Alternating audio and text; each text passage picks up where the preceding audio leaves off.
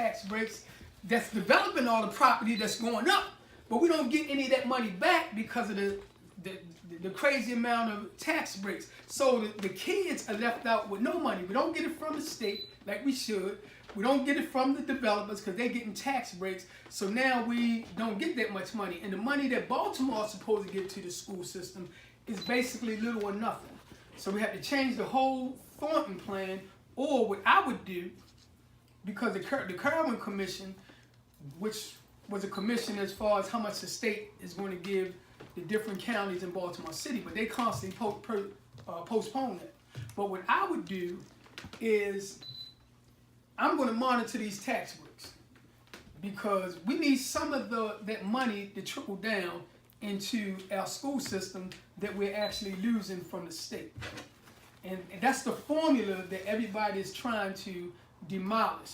Because even though on paper it looks like we should be getting a lot of money from our property value go up, but our mayor just gives it all away in tax breaks. In fact, what she did, a lot of people don't realize what's in the news happening recently, is that one of her main supporters or endorsers is BG&E. BG&E. Mm-hmm. She just sold BG&E undervalued $1.4 million for 4 miles of Lincoln Park. Oh, yeah. Pretty much gave it away. Mysteriously, BG&E executives funneled $18,500 into her campaign fund after she undersold that price. So this is the type of corruption that is going on. You know, our politicians, they make deals based on money and not people.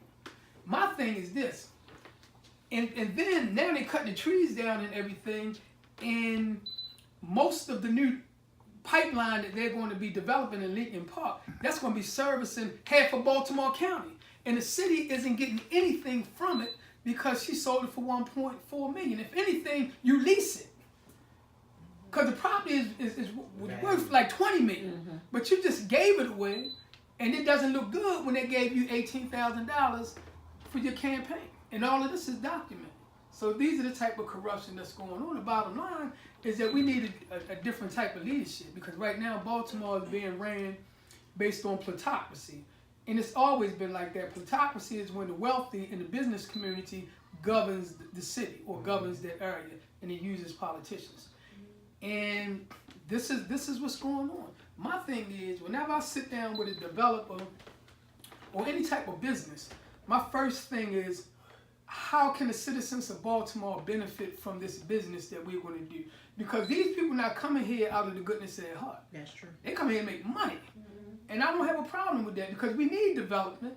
All the development that was allowed to go to ruins through neglect. Mm-hmm. So we do need it, but we need it at the behest of the citizens, not at the business people.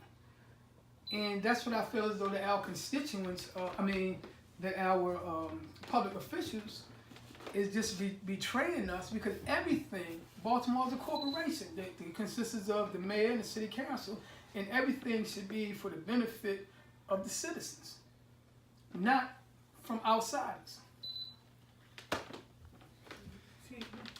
Any more hard questions? Well, my question is, all your ideas here is great. This is what I believe in. This is what I look for from. And these things has been addressed many times, but not been endorsed. Right. You know, or they call the game. So I'm hoping that you play the game and be a master at the game. I got that from my president, Mr. Chambers. Right. So definitely have to be a master of the game. Right? Yeah, you have to be a master of the game.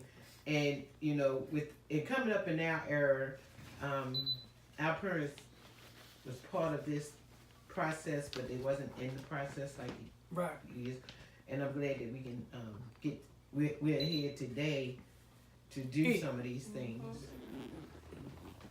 To do some of these things together. I'm amazed about all your items that you want to address. and I'm with that.